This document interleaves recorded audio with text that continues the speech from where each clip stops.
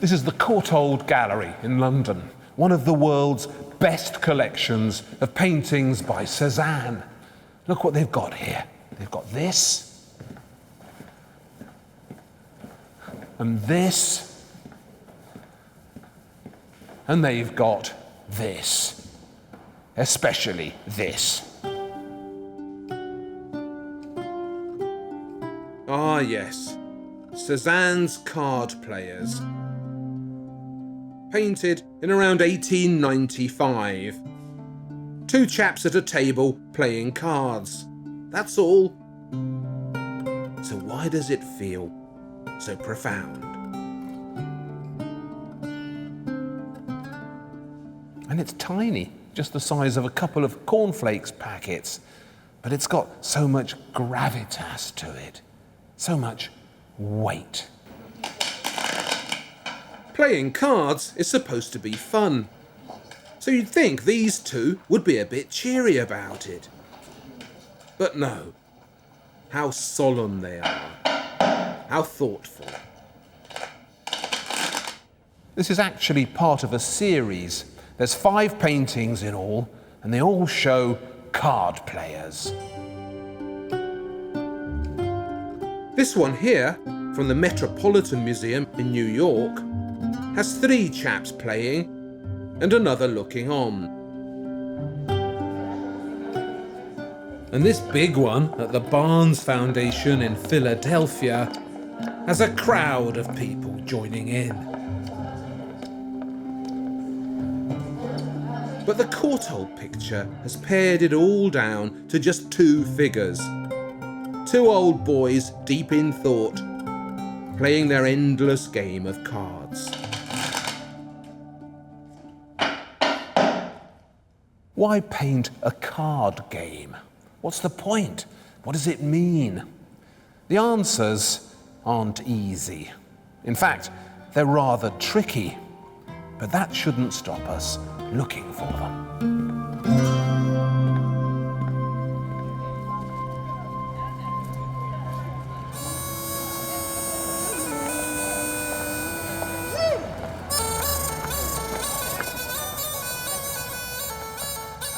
Welcome to the Provençal hotspot of Aix-en-Provence. It's a hotspot because this was Cézanne's town. And everywhere you go, you'll find signs of him.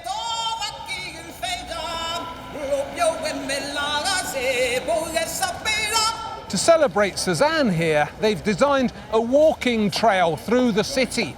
And if you follow it, you follow in Cézanne's footsteps.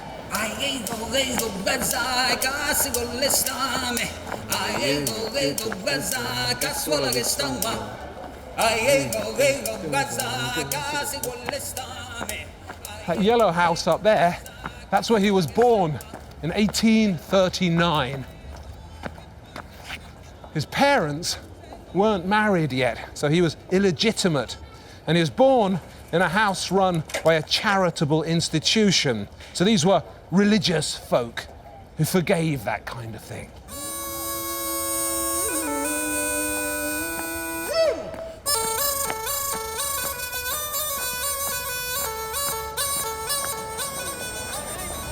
Over there on the corner, that used to be the hat shop owned by Cézanne's father. He was a hatter. Now, to make hats, you need rabbits. And that's what he moved into next, the very lucrative rabbit trade.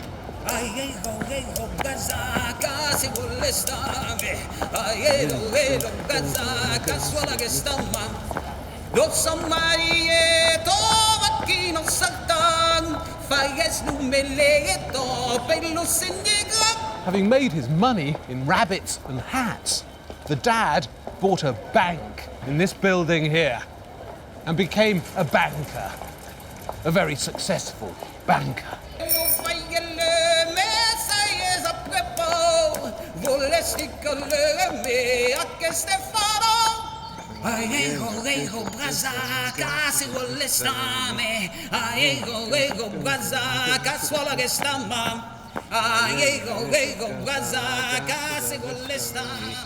And with the money he made, he bought this place, the Jazz de Bouffon, a posh house on the edge of Aix with lots of land. And if it looks familiar, that's because Cézanne painted it so often. He painted the grounds, he painted the house, and he painted the people who worked here. The labourers, the gardeners, and especially the old boys who played cards in their break time. He particularly liked painting them.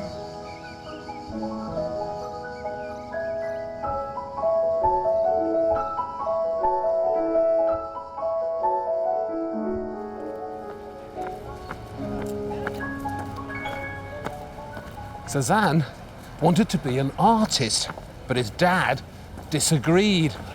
So he sent him here to the law school in Aix, where he studied for a couple of years.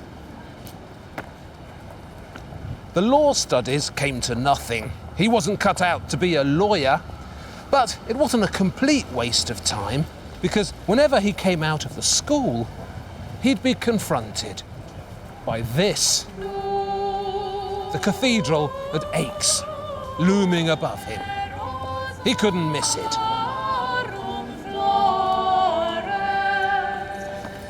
This porch here, with its Gothic shape, got into his head.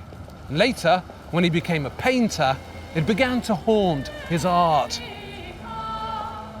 As if he was trying to find a way to revive the ancient moods and to make them modern.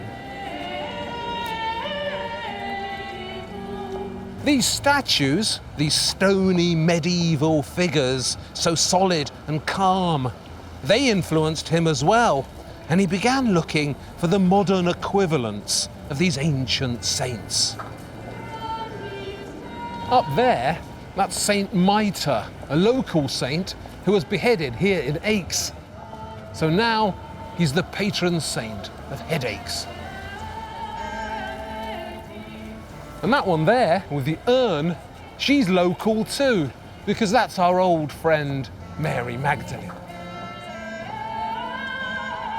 You can't go far in Provence without encountering Mary Magdalene, the redeemed prostitute who became a loyal follower of Christ. She's actually the patron saint of Provence, and she's going to be important in this story. So remember her.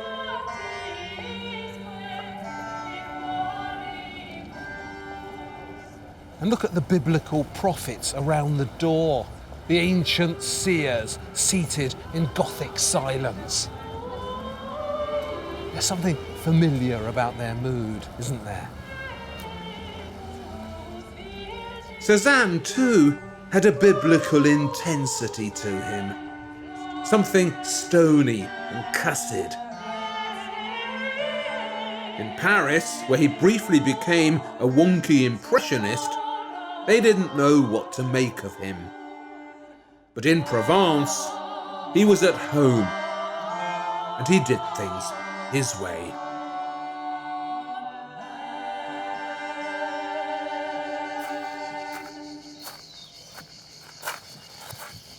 Up here is Cézanne's studio. Apparently, he got up at 3 every morning, and then he'd get to his studio at around 4.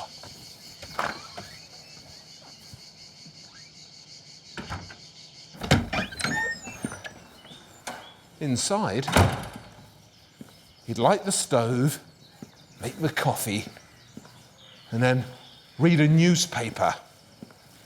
And at about 6, he began painting. Marvellous things were painted in here. Some of his most celebrated interiors. And of course, his apples. I will astonish Paris with an apple, he boasted. And that's what he did, while humming tunes by his favourite composer, Weber.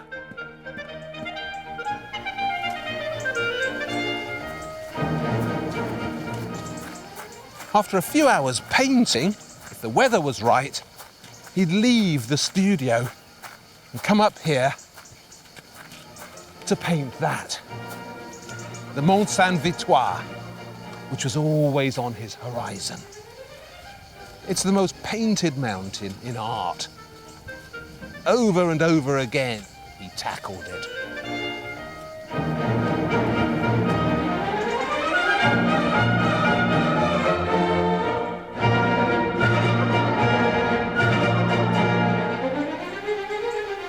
But there's something else over there that's significant. Something you can't actually see from here because it's on the other side of the mountain. It's a mysterious cave that we're going to find and explore because it's relevant to this story, the cave of Mary Magdalene.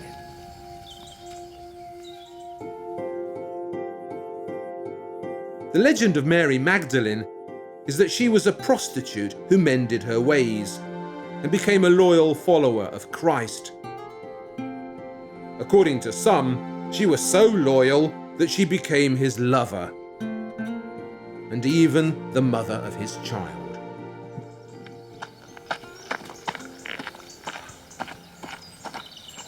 It's fruity stuff, none of it based on the scriptures or the Bible. It's pure fantasy, but it's rung many a creative bell through the ages, and it's had a particular significance here in Provence.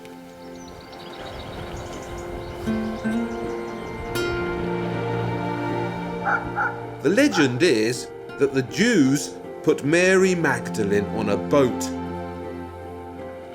and cast her adrift in the Mediterranean with no oars, no sails. So she floated across the sea till she reached Provence, where she washed up on the beach in a village that's still called Sainte-Marie de la Mer, Saint Mary of the Sea.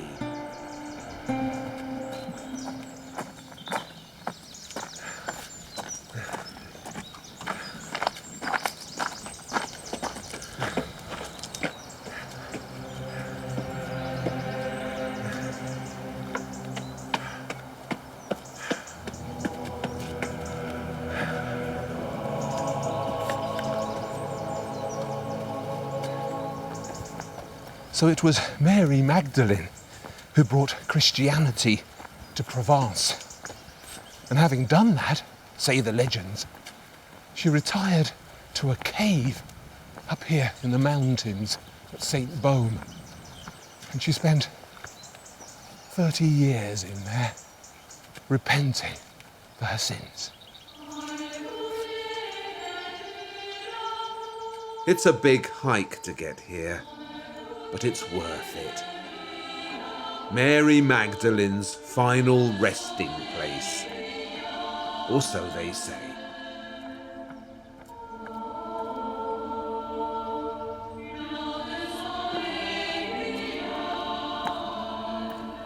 You can always recognise Mary Magdalene in art because she's always carrying a vase or an urn. The urn is full of sweet-smelling oils. As a prostitute, she'd used it to make herself smell good and to intoxicate men. Later, as a sign of her holiness, she washed Christ's feet with it and marked him with her sensuality. Or so they said. Prostitute, saint, possible mother of Christ's baby. They loved her here in Provence. And this cave in which she's supposed to have spent her final years and in which she died is now the most sacred place associated with her. But what's this got to do with Cezanne? Why drag Mary Magdalene into his story? Because he painted her, that's why, in a very dark and very strange picture that's now in the Musée d'Orsay. Mary Magdalene at her doomiest and most brutish. She's a woman, but she looks like a man. It's uncomfortable art that's trying desperately to connect with feelings that were dark and clumsy.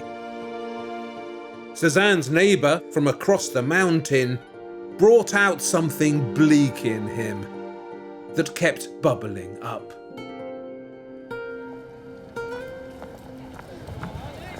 Cezanne had two sides to him. On one side, he was a pioneer of modern art, an artistic revolutionary. But on the other side, he was a grumpy traditionalist from Provence, a fervent churchgoer with a taste for saintliness.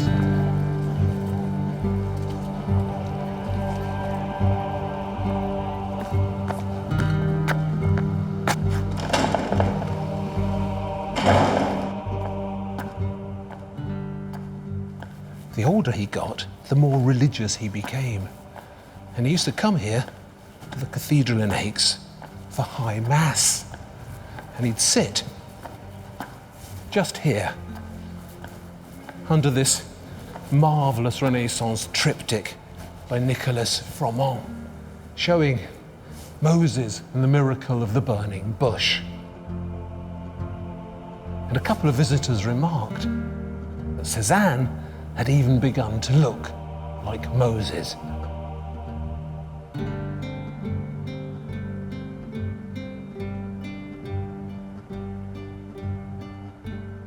It was now, in his final years, the years of religion and tradition, that he began painting his card players. Their mood is the mood of the ancient statuary in the cathedral at Aix. But their reality is the banal reality of the Jazz de Buffon.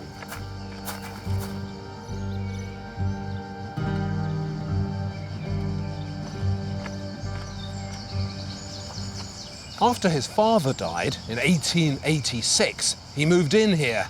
This was where he lived and worked. And this is where the card players was painted.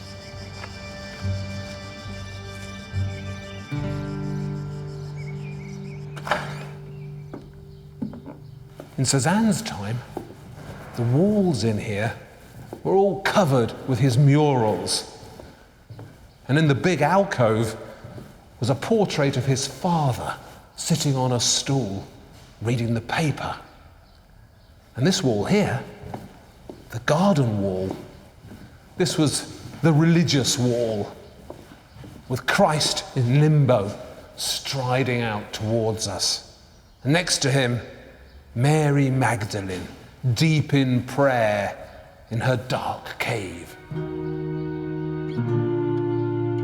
Religion was being imported into the house. And what an intense and dark religion it was. Unlike most Magdalenes, Cezanne's is a creature of the night. There's no glamour to her, and the misshapen pearls above her head are, according to the Provençal legends, the tears that dripped from the roof of her cave.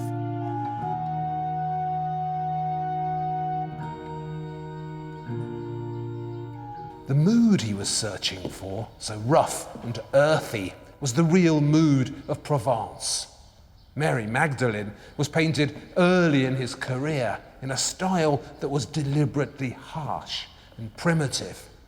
As he got older, his art grew more gentle, but it never lost its secretive religious ambitions.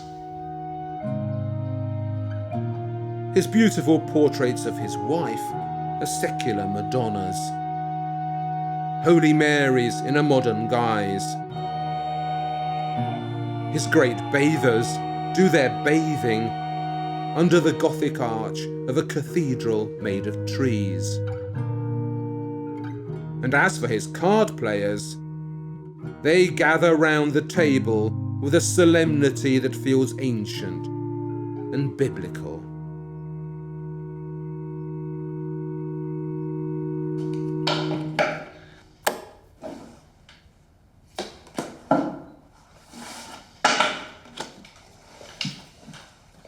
The models for the card players worked at the Jazz de Buffon. Gardeners, labourers, hired helps. There were locals, weathered old boys, who kept the whole thing going.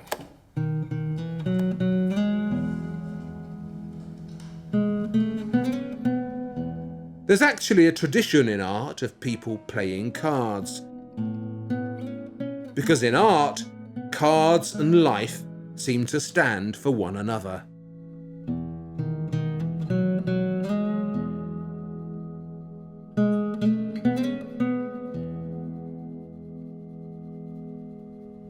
If you're lucky, you win. If you're unlucky, you lose. Because life is like a game of cards.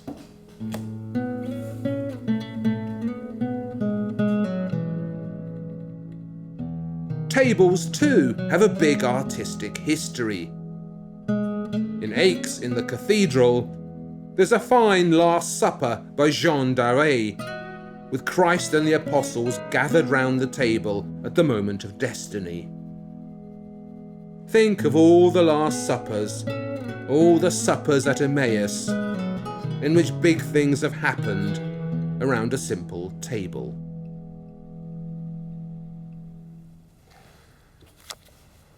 And that medieval porch he kept seeing outside the law school, that haunted him as well. The way the card players lean in like a Gothic arch. The way the figures are stretched out, that stony atmosphere of theirs. It's all there in the Gothic simplicity of Aix Cathedral.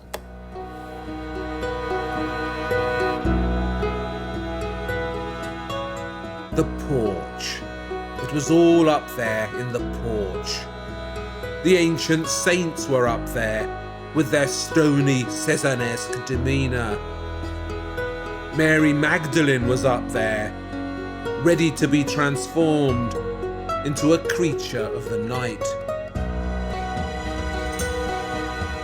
And so were the biblical prophets on their divine thrones, sitting stoically in biblical silence, waiting to be updated.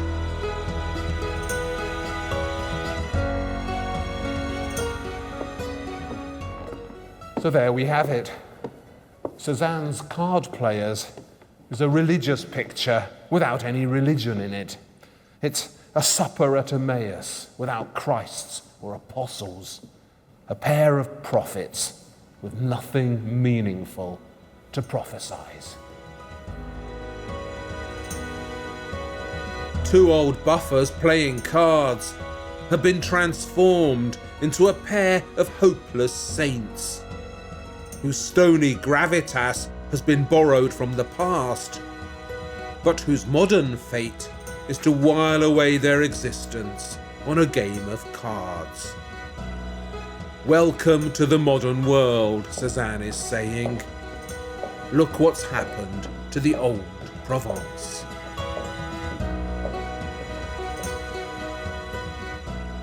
There are a million stories in the world of art. This has been just one of them.